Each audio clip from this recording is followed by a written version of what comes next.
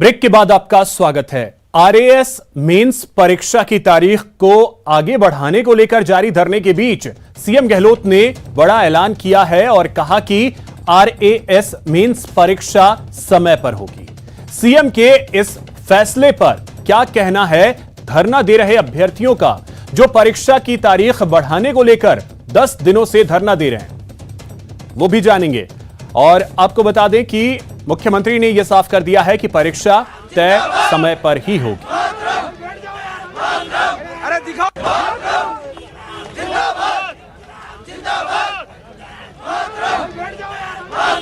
अरे दिखाओ। तो इसी खबर पे अधिक जानकारी के साथ हमारे सहयोगी महेश दाधीच और लवली वधवा जयपुर से जुड़ रहे हैं। सबसे पहले लवली, मैं आपके पास आ रहा हूं। जब यह फैसला सामने आया, मुख्यमंत्री ने यह क्लियर किया कि परीक्षा तय समय पर होगी, उसके बाद जो आरयू में धरना दे रहे हैं वहां क्या स्थिति देखने को मिल रही है?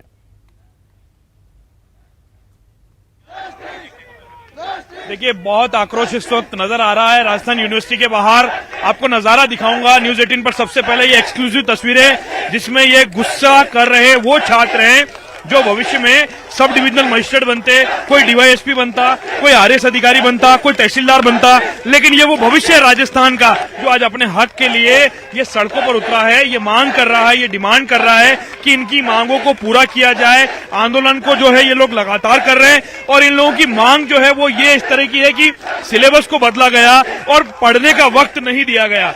लोग हैं, उनसे बात करते हैं हम, क्या कहना है इन लोगों का।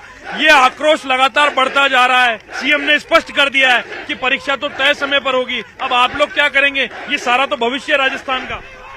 देखिए, पहले दिन से जो गांधीवादी आंदोलन कर रहे हैं, खुद को उत्तर भारत का जो है गांधी का कहते हैं, खुद को शौक है गांधी कहलाने का। उनके अधिकारी जो है उनको मिसगाइड कर रहे हैं। उनकी सरकार के एमएलए जो है उनको समझा चुके हैं कि न्याय, हमारी मांग जो है न्यायोचित है, लेकिन उनके अधिकारी उनको मिसगाइड कर रहे हैं। पहले दिन से गांधीवादी आंदोलन चलाया, खुद कहते हैं कि धरना प्रदर्शन करना चाहिए, युवाओं की मांग जो उठनी चाहिए। अब हमने जब न्यायोचित मांग के लिए गांधीवादी प्रदर्शन किया तो उनका ऐसा बयान आ रहा है। वो खुद जो है कॉन्ट्राडिक्शन है उनके अंदर, उनके व्यक्तित्व में कॉन्ट्राडिक्शन झलक रहा है। और ये बताइए, ये जो अफसर, जो ब्यूरोक्रेट, जो ये गुमराह कर रहे हैं सरकार को, इनके खिलाफ मोर्चा खोलेंगे आप लोग? वो तो खुद ही खुल जाएगा। जैसे जैसे पन्ने खुलेंगे, जैसे जैसे कागज खुलेंगे, जिन जिन ब्यूरोक्रेट्स ने उनको गुमराह किया है, इसमें गंध आती है कि कहीं ना कहीं इस आरपीएससी की ये जो भर्ती है, इनमें ब्यूरोक्रेट्स का भी हित है। अच्छा, ये आरपीएससी की भर्ती पर भी सवाल खड़े हुए हैं। किरोड़ी मीणा ने भी इस बात को उठाया। क्या लगता है आपको, सिलेबस चेंज करना और समय नहीं देना, ये कोई गड़बड़ की बुआरी आप लोग? सर, समय नहीं देना सबसे बड़ी सर कमी इस चीज की है कि हमें स्पष्ट तरीके से हमने हमारी मांगों को हर प्लेटफॉर्म पे समझाया है।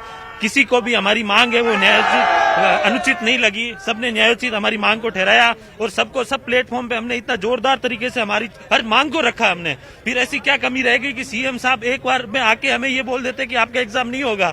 हमारी आप क्या कहना चाहते हो सरकार से? आप लोग क्या कहना चाहते हो? हमें बस टाइम चाहिए। हम ग्रामीण पृष्ठभूमि से हैं, हमारे माँ बाप इतना पैसा खर्च करते हैं। आज एक जरूरत हमें 2 महीने की टाइम की है, वो टाइम नहीं मिल सकता हमें। हमने कहा हमारी गलती छोड़ दी, हमें क्यों नहीं मिल रहा टाइम? अच्छा, आप क्या कहना चाह रहे हैं सरकार से? गुस्सा तो बढ़ रहा है सर, बिल्कुल सबका गुस्सा बरकरार है। आरपीएससी की गलती क्यों भुगते, राजस्थान की जनता क्यों भुगते? सारा गांधीवादी तरीके से धरना चल रहा है। हम इतने दिन से हाथ पांव जोड़ रहे हैं सरकार के आगे, बहरी गूंगी सरकार क्यों नहीं सुन रही हमारी? अच्छा, आप लोग क्या कहेंगे? महिला शक्ति भी धरने में, कई सारी महिलाएं धरने में, आप लोग किस तरह से देख रहे हैं सरकार के इस फैसले को? सर, हमारे तो सपनों की हत्या कर दी है सरकार ने, और हम तो लोग यहाँ से नहीं जाएंगे जब तक हमारी मांगे नहीं मान ली जाती। सरकार की गलती है, आरपीएससी की गलती है, हम लड़कियां नहीं भुगतेंगी। अगर आज हमें मौका दिया घर वालों ने कुछ बनने का, अब आगे हमें नहीं पता वैकेंसी कब आएगी, हमें कब मिलेगा मौका। आ जाता है राजस्थान का भविष्य है ये तो युवा, और राजस्थान का भविष्य जो है वो एग्जाम नहीं देगा तो कौन एग्जाम देगा फिर? सर, मैं पिछले 1 महीने से यहाँ बैठे हैं। 1 महीने से हम हर दरवाजा खटखटाया, हर ब्यूरोक्रेट के पास गए, हर अफसर के पास गए, सब ने यही कहा आपकी मांग जायज है। तो फिर हमारी मांग जायज थी तो फिर ये ऐसा क्या हुआ कि एकदम सीएम साहब ने कह दिया? नहीं, सीएम साहब के पास 2 मिनट नहीं थे मिलने को। और मैं ये चाहता हूँ कि यदि भाई बहन भर्ती हॉस्पिटल में, सर हमारे 6 भाई बहन हॉस्पिटल में भर्ती है, एक भाई ने ट्रीटमेंट देने से तक मना कर दिया है। सरकार से यही हम विनती कर रहे हैं बार बार, और उनके खुद के लोग भी यही मांग कर रहे हैं कि हमारे को सिर्फ 3 महीने का टाइम चाहिए। हमने कुछ बड़ा कुछ लवली, एक चीज अगर आप पूछ पाए, देखिए कहा यह गया सीएम की तरफ से, ये उन्होंने साफ कहा कि प्री और मेंस के बीच में 90 से 100 दिनों का गैप होना चाहिए, वो वक्त मिल गया है अभ्यर्थियों को।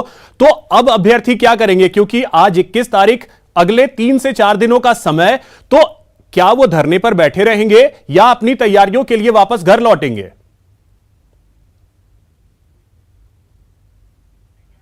पूछ लेता हूं मैं इन लोगों से जो लोग यहाँ मौजूद हैं। 90 दिन का सीएम ने कहा है, 30 दिन से 90 दिन तक का वक्त दे दिया है जब आपकी प्री और मेंस के बीच में, तो फिर किस बात का वक्त आप लोग मांग रहे हैं? सीएम साहब ने कहा है सही है, लेकिन एक चीज बताओ, सीएम साहब को यह भी तो पता होना चाहिए, आरपीएससी का वेट जब नोटिफिकेशन आता है उस समय इनको सिलेबस जारी करना होता है, ठीक है ना। पहले प्री का एग्जाम होता है 27 अक्टूबर को, फिर रिजल्ट आता है, फिर उनके 10-15 दिनों बाद इनका सिलेबस आता है। सिलेबस तैयार करने में इनको 3 साल लगे, जब हमें अब सिर्फ 2-3 महीने में लिया। फिर अचानक जो सिलेबस चेंज हुआ, इससे सारा कुछ मामला गड़बड़ हुआ, इसमें भी कुछ गड़बड़ है क्या? बिल्कुल सर, जो ब्यूरोक्रेट उनके पास है, जो उनको चलिए ठीक है लवली, तो ये लोग अभी धरने पे हैं और इनका ये कहना है कि परीक्षा की तारीख आगे बढ़ाई जाए। महेश, अब मैं थोड़ा सा आपसे समझना चाहूंगा कि परीक्षा की तारीख बढ़ाने की ये सभी मांग कर रहे हैं, आरपीएससी की तरफ से और सरकार की तरफ से क्लियर कर दिया गया कि परीक्षा की तारीख नहीं बढ़ेगी, क्योंकि जो 90 से 100 दिनों का गैप होना चाहिए वो मिल गया है। सिलेबस में जो बदलाव की बात कही जा रही है वो किस हद तक है, क्योंकि कहा यह जा रहा है कि 10 से 20% कुछ कह रहे हैं, 30 से 40% कुछ कह रहे हैं कि 60% तक बदलाव हुआ है। आपसे जरा सा समझना चाहेंगे।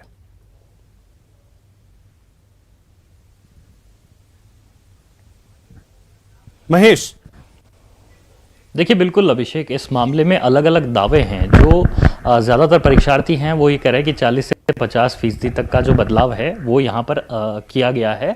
वहीं अगर बात करते हैं आरपीएससी के तर्क की, तो आरपीएससी का साफ कहना है कि इस परीक्षा में मामूली बदलाव किया गया है और जो विषय पहले रखे गए थे उन्हीं में से नए चैप्टर्स इसमें शामिल किए गए हैं। ये आरपीएससी ने अपना तर्क सीएम के समक्ष प्रस्तुत किया था और इसी को आधार बनाते हुए जो आज मुख्यमंत्री की तरफ से प्रेस नोट जारी हुआ है उसमें भी साफ तौर पर इसी बात का उल्लेख किया गया है। उसमें ये कहा गया कि जो सिलेबस बदलाव की जो बात कही जा रही है वो तर्कसंगत नहीं है, इसके आधार पर परीक्षा की तिथि को आगे नहीं बढ़ाया जा सकता, ये आरपीएससी का कहना है। लेकिन परीक्षार्थी कह रहे हैं कि जो सिलेबस जो चेंज किया गया है वो काफी हार्ड है और इतना लेंदी है कि उसे पढ़ने में 90 दिनों का जो वक्त है वो काफी कम है, क्योंकि 27 अक्टूबर को परीक्षा हुई थी, 19 नवंबर को परिणाम आया था और उसके बाद से अब 25-26 फरवरी को मुख्य परीक्षा का आयोजन यहां पर किया जा रहा है। लेकिन इसके पीछे जो राज्य सरकार का तर्क है वो ये है कि आरएएस की जो भर्ती परीक्षा रही है, भले ही वो 2013 से लेकर के अब तक के मामले देखते रहे हैं, न्यायालय के कारण उसमें देरी हुई है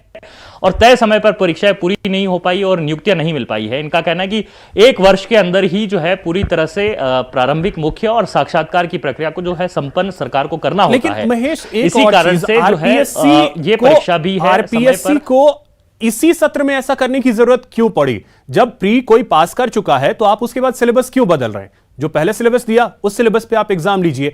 अगर आपको चेंजेस करने हैं तो अगले साल, अगले सत्र में चेंज कीजिए।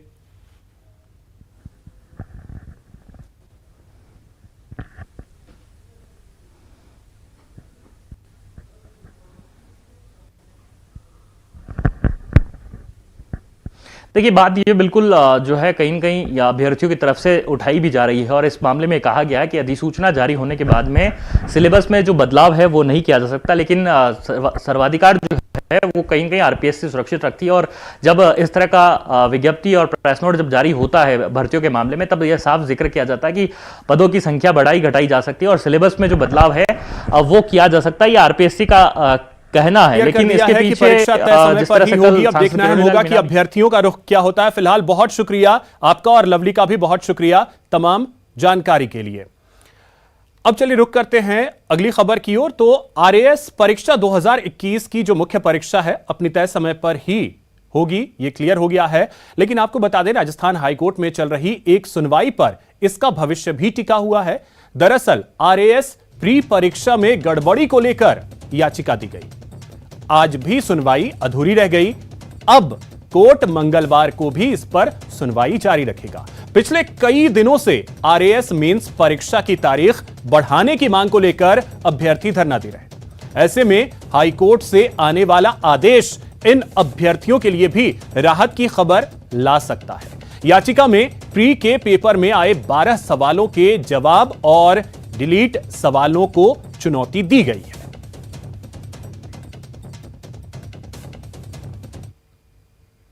यहां रुकेंगे एक छोटे से ब्रेक के लिए।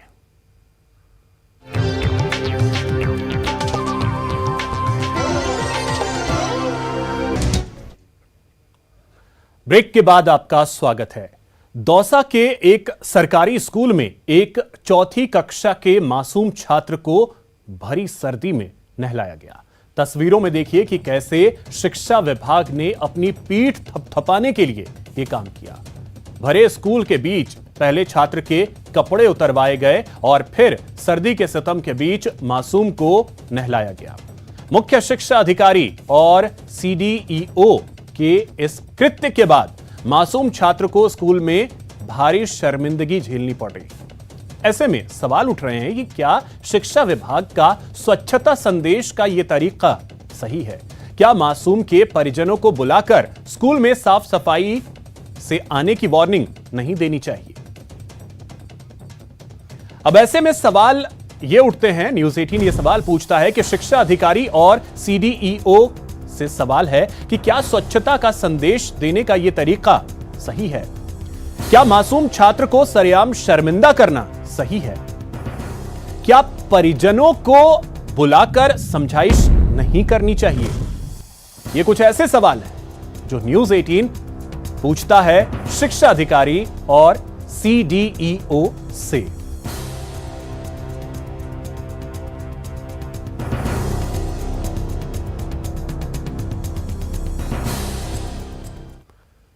एक बड़ी खबर आपको बता दें, 4 साल के बच्चे की कुचलकर मौत हो गई है। जयपुर से यह बड़ी खबर, जहां पर भट्टा बस्ती इलाके में यह हादसा सामने आया। 4 साल के बालक की पिकअप से कुचलकर मौत हो गई। बच्चे के सिर पर गंभीर चोट आई है और आपको बता दें बच्चे के सिर पर से पिकअप जो है वो गुजर गई। CCTV में यह हादसा कैद हुआ है, वीडियो वायरल भी हो रहा है। पीड़ित परिवार जो है वो बिहार का रहने वाला है। जयपुर के भट्टा बस्ती में किराए के मकान में यह परिवार रहता है और आपको बता दें कि बच्चे के सिर पर से पिकअप गुजर गई।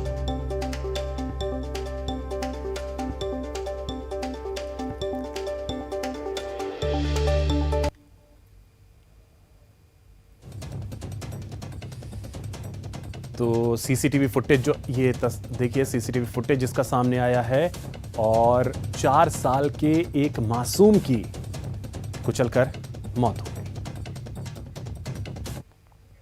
यहां रुकेंगे एक छोटे से ब्रेक के लिए।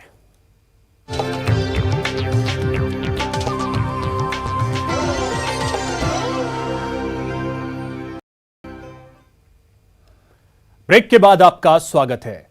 देखिए नेटवर्क 18 के editor in chief Rahul Joshi के साथ गृह मंत्री अमित शाह का एक्सक्लूसिव इंटरव्यू रात 8 बजे।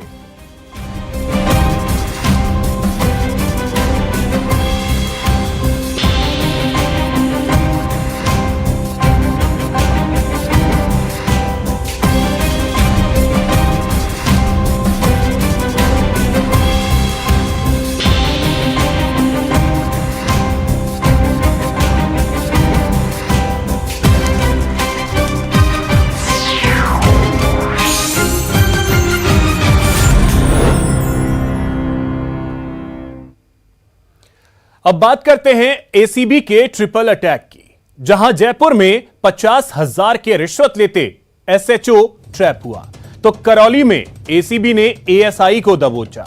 वहीं अलवर में UIT का क्लर्क घूस लेते हुए रंगे हाथों गिरफ्तार हुआ।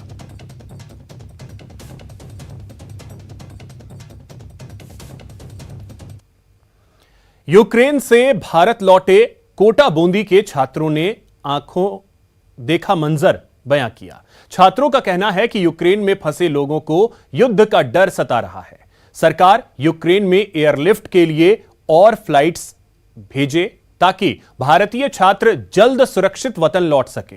जिले के छात्रों की वापसी की मांग करने वाले चरमेश शर्मा ने सभी छात्रों का स्वागत किया। मेडिकल यूनिवर्सिटी यूक्रेन का छात्र हूं। मैं चौथे ईयर में अध्ययन कर रहा हूं। मैं अभी वार की स्थिति वहाँ पे बनी हुई है, वहाँ पे स्थिति काफ़ी अनसर्टेन है। इस वजह से हमारे पेरेंट्स ने देखते हुए हमें बुला लिया है। इसकी भी काफ़ी कमी है। इस वजह से देखा जाए तो वहाँ पे गवर्नमेंट को कई सारी और फ्लाइट लगानी चाहिए कि और ज़्यादा से ज़्यादा भारतीय यहाँ पे आ सके और अपनी जान को सुरक्षित कर चुके। संयुक्त अरब अमीरात के दौरे पर पहुंचे लोकसभा स्पीकर ओम बिरला की अगवानी संयुक्त अरब अमीरात की फेडरल नेशनल काउंसिल के स्पीकर सकर गुबाश ने की। इस दौरान बिरला और सकर गुबाश के बीच काफी देर तक बातचीत हुई। बिरला ने भारत और संयुक्त अरब अमीरात के मजबूत होते रिश्तों की चर्चा की। बिरला कल यानी मंगलवार को अमीरात की संसद को संबोधित करेंगे। बिरला के सम्मान में संयुक्त अरब अमीरात संसद का विशेष सत्र आयोजित कर रहा है।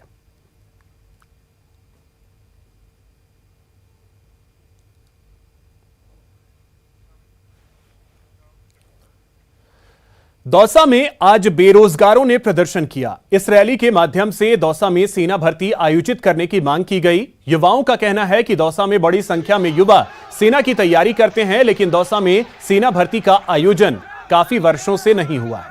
ऐसे में शेखावाटी की तरह दौसा में भी सेना की भर्ती हो। इस दौरान बेरोजगारों ने बीजेपी सांसद जसकौर मीणा से सेना भर्ती की मांग संसद में उठाने की मांग रखी। ये रहेगी कि जल्दी से जल्दी तत्काल कोरोना काल से पिछले कई दिनों से 2 साल से कोरोना का हवाला देते हुए और इस चीज़ का हमें पोस्टपोन करे जा रहे थे, तारीख पे तारीख दिए जा रहे थे, जो अभी तक नहीं हो रही। कुछ लोग जो कंटिन्यू अपने 12th क्लास करते ही 10th क्लास करते ही अपने हमेशा वंदे मातरम की सोचते हैं और देशभक्ति की सोचते हैं, वो अभी तक या तो मई में जून में कुछ ऐसे लोग हैं जो भी ऑरेंज होने का घाट पे, तो उनको पहली बात तो ये कि उनको छूट भी दी जाए 2 साल की। और उसके अलावा जल्दी से जल्दी हमारी भर्ती की मांग है, तो जल्दी जल्दी भर्ती पूरी करें। जसकौर मीणा जी से कहना चाहते हैं कि संसद में ये मांग उठाई जाए कि सेना की जो भर्ती हो वो दौसा में हो। और सबसे बड़ी बात है कि जो युवा है वो 10th पास करने के बाद 12th पास करने के बाद सेना में भर्ती होने के लिए दिन रात वो प्रैक्टिस करता है और सेना की भर्ती रेगुलर नहीं होती, और जब होती है तो वो बच्चे ओवरेज हो जाते हैं और ये कहीं कोई नियम नहीं है। कोटा में पुराने एयरपोर्ट की जमीन का मुद्दा सियासी रंग लेने लगा है। यूडीएच मंत्री शांति धारीवाल ने साफ कहा कि अगर केंद्र सरकार इस जमीन को बेचना चाहेगी तो हम बेचने नहीं देंगे। जमीन हमारी है, हम लेना जानते हैं। इस जमीन पर मिनी सचिवालय बनाया जाएगा और बाकी के हिस्से में प्लांटेशन का कार्य होगा। पुराने एयरपोर्ट की कुल जमीन 150 एकड़ जमीन पर सबकी नजरें हैं। प्लांटेशन के अलावा 8 हेक्टेयर जमीन निकाल लें तो मिनी सचिवालय बन सकता है। मिनी सचिवालय के लिए आइडल प्लेस है। वो आइडल प्लेस इसलिए है कि चारों तरफ बस्तियां हैं, वो बिल्कुल बीच में आ गया वो एरोड्रोम। आज की तारीख पुराना एरोड्रोम बिल्कुल सेंट्रल प्लेस हो गई, सेंट्रल पॉइंट हो गया एक तरह से। जब केंद्र सरकार उसको बेचने की कोशिश करेगी तो उनमें वो नहीं होने देंगे हम, नहीं प्लांटेशन। यूडीएच मंत्री शांति धारीवाल कोटा के दौरे पर हैं। इस बार मंत्री धारीवाल ने शहर में चल रहे विकास कार्यों का औचक निरीक्षण किया। मंत्री धारीवाल चंबल रिवर फ्रंट पहुंचे और निरीक्षण किया। निरीक्षण के दौरान जहां जहां कमियां पाई वहां ठेकेदारों को फटकार भी लगाई। ठेकेदारों को गुणवत्ता के साथ समय पर काम पूरा करने के निर्देश भी दिए। जितना फास्ट हो सकता है काम और जितना मतलब क्वालिटी का काम हो सकता है, क्योंकि क्वालिटी के काम में देर लगती है, तो इसलिए क्वालिटी के काम को जो है कोई छोटी मोटी बात होती है तो फिर बड़ा उसी का प्रचार होता रहता है कि साहब ये गड़बड़ हो गई, ये गड़बड़ हो गई। तो देख रहे हैं सब, मैं समझता हूँ कि सारा का सारा बहुत अच्छा काम होगा, क्वालिटी का भी होगा और टाइम के अंदर अंदर होगा। इसी की कोशिश है, सब लोग इसी में लगे हुए हैं। हमेशा अपने बयानों से सुर्खियों में रहने वाले सैनिक कल्याण राज्य मंत्री राजेंद्र सिंह गुढ़ा ने एक बार फिर बड़ा बयान दिया है।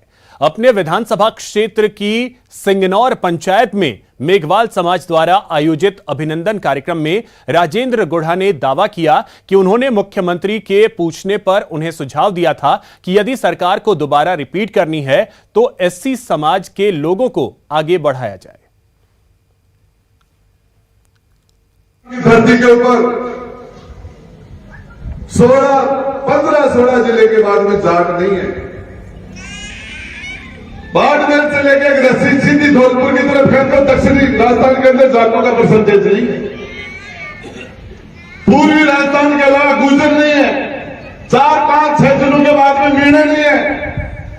बहुत से जिले हैं जिनके, लेकिन गंगानगर हनुमानगढ़ से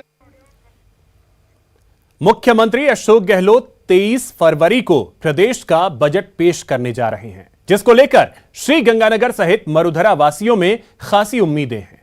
वेतन भोगियों के साथ साथ व्यापारी, महिला, किसान, युवाओं और बुजुर्गों की बजट से काफी उम्मीदें हैं। वहीं जिले के सीनियर सिटीजन और बुजुर्गों ने 23 फरवरी को पेश होने जा रहे बजट से खासी उम्मीदें लगा रखी हैं। साथ ही साथ देश में सबसे महंगी कीमत पर श्री गंगानगर में बिक रहे पेट्रोल डीजल के दामों में कमी होने की लोगों को उम्मीद है। वहीं बुजुर्गों ने तहसील स्तर पर डे केयर सेंटर बनाए जाने की भी मांग रखी।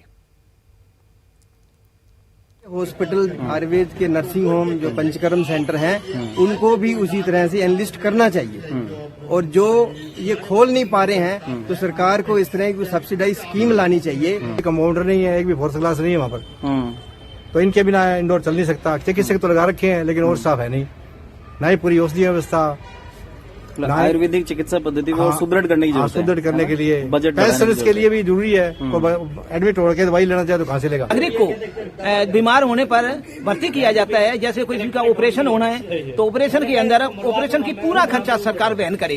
उसमें से क्या है कि 50% ही होता है, बाकी पेंशनरों या वरिष्ठ नागरिकों को लगभग कैश पेमेंट करना पड़ता है। तो मैं आपसे निवेदन करूंगा कि सरकार पूर्ण वहन करे। Thank you ji, thank you sir. राजधानी जयपुर की सबसे खूबसूरत इमारत अल्बर्ट हॉल का स्थापना दिवस मनाया जा रहा है। हर साल 21 फरवरी को अल्बर्ट हॉल का स्थापना दिवस मनाया जाता है। 136 साल पहले आज ही के दिन 1887 में अल्बर्ट हॉल को जनता को समर्पित किया गया था। अल्बर्ट हॉल राजस्थान का पहला संग्रहालय है। स्थापना दिवस के इस खास मौके पर अल्बर्ट हॉल को पर्यटकों के लिए पूरी तरह से निःशुल्क किया गया। साथ ही स्थापना दिवस के दिन राजस्थानी परंपरागत तरीके से सभी पर्यटकों को अल्बर्ट हॉल में उनका स्वागत किया जाता है। राजस्थान का पहला एक तरह से म्यूजियम है, संग्रहालय है, इसका आज स्थापना दिवस मनाया जा रहा है। आप देख सकते हैं कि इस खास दिन यानी करीब 136 साल से इसको जो है आज ही के दिन इसका स्थापना दिवस मनाया जाता है। राजस्थान का बहुत ही ख़ास जो है म्यूज़ियम है। यहाँ पर राजस्थानी ट्रेडिशनल तरीके से लोगों का वेलकम किया जा रहा है। लोगों को फ्री आज एंट्री दी जा रही है। बाकायदा कोविड की जो गाइडलाइंस है उनका ध्यान रखते हुए कोशिश है कि ज़्यादा से ज़्यादा लोगों को हमारी जो परंपरा है इससे रूबरू कराया जाए, उनका वेलकम किया जाए। और अल्बर्ट हॉल म्यूज़ियम जो कि सबसे ख़ास कलेक्शंस अपने जो है उसमें कलेक्शन में रखता है, उन तमाम चीज़ों को लेकर के यहाँ पर जानकारी दी जा रही है। अल्बर्ट हॉल म्यूज़ियम के जो अधीक्षक हैं डॉक्टर राकेश छोलक, वो हमारे साथ में मौजूद हैं। सर, करीब 136 साल हो गए, क्या इतिहास है, किस दिन आज के दिन इसका जो स्थापना दिवस मनाया जाता है, कैसे मनाया जाता है, क्या तो देखिए नेटवर्क 18 के editor in chief Rahul Joshi के साथ गृह मंत्री अमित शाह का एक्सक्लूसिव इंटरव्यू थोड़ी देर में।